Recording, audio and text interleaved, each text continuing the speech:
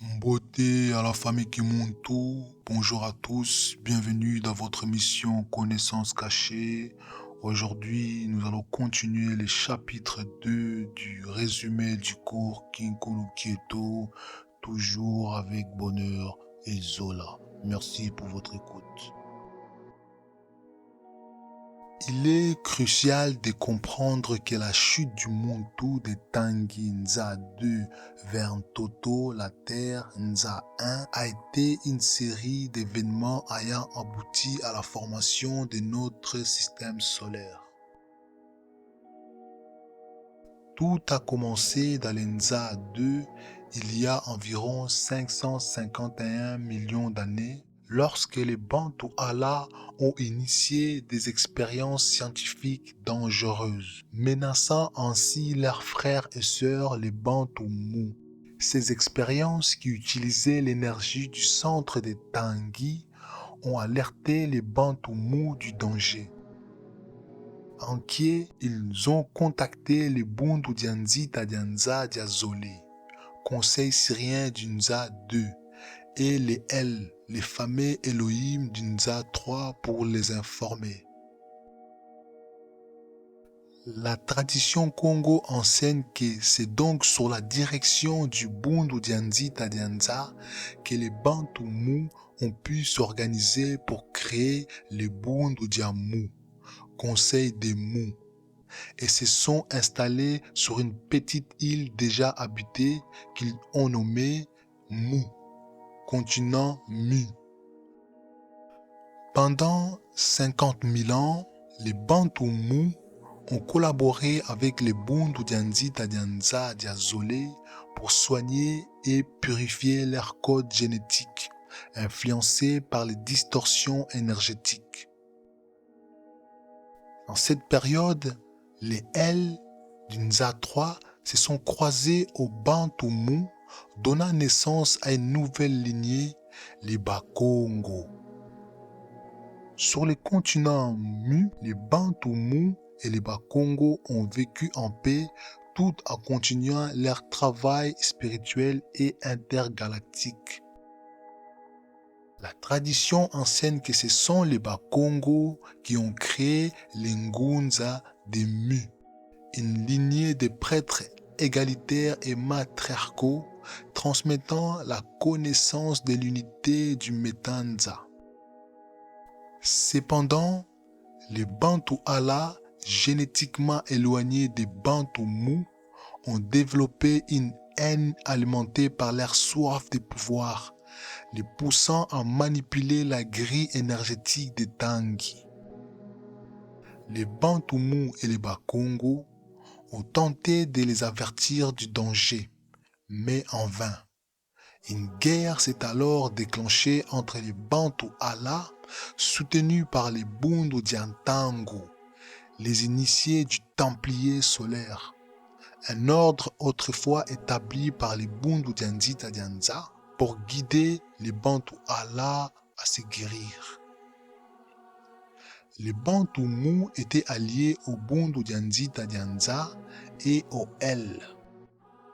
Cette guerre, ayant ses origines dans la révolte des Anunnaki sur Sirius contre les Bundu Dianzi Tadianza, a finalement atteint Tanguy.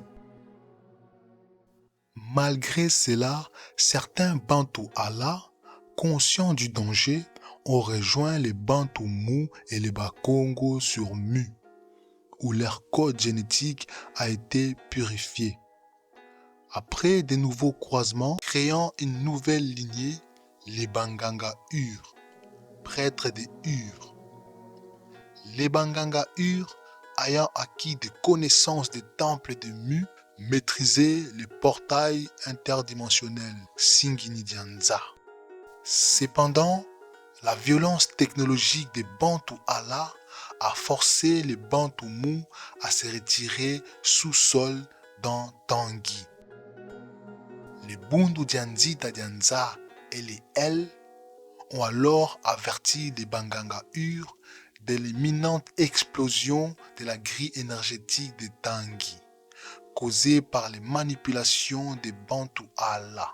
Face à cette menace, de nombreux êtres ont cherché refuge dans d'autres galaxies pour échapper à cette catastrophe inévitable. L'humanité a été marquée par un désastre majeur sur le continent Allah, où les cristaux d'énergie enfouis dans les sols ont été manipulés par des scientifiques du Bundu Diantangu. Ces expériences ont provoqué une implosion dans la grille énergétique de la planète Tanguy, créant des perturbations qui ont détruit le continent Allah. La manipulation des cristaux a également bouleversé les pôles de la planète, provoquant un arrêt complet de sa rotation pendant 2 jours, nécessitant 10 000 ans pour stabiliser la situation. Pendant cette période, une grande partie de la population s'est réfugiée sous sol des Tanguy.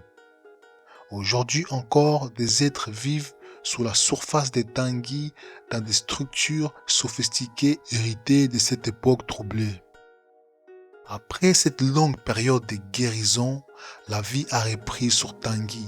Cependant, des parties de la grille énergétique arrachées lors du désastre ont empêché la planète de poursuivre son ascension vers l'Enza 3, créant une déconnexion avec sa contrepartie dans la 7e dimension, la planète Gaïa.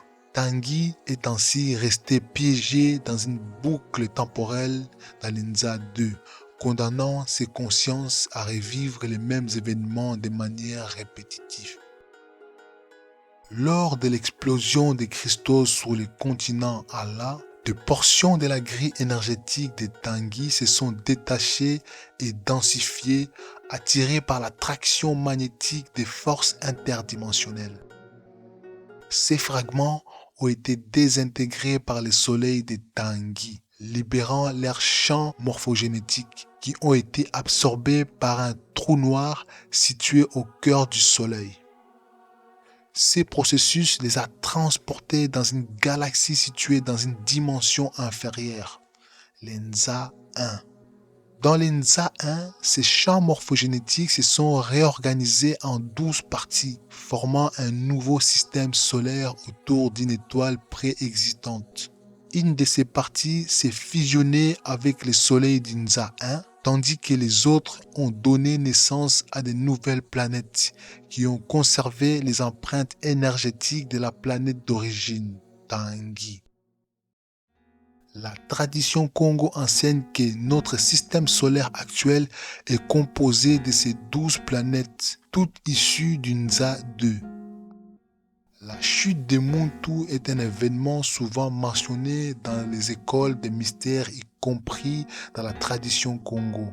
Lors du cataclysme sur Tanguy, les consciences des êtres ont été pulvérisées et arrachées du champ morphogénétique de leur race, les séparant de leur matrice d'origine, les Muela. Cette séparation les a piégés dans le temps, fragmentés dans l'Enza 1, empêchant leur évolution vers les dimensions supérieures. Ces consciences auraient pu rester prisonniers si une mission de sauvetage n'avait pas été organisée pour les libérer. Tondo Bamingi pour votre écoute. Beaucoup de Zola et à la prochaine.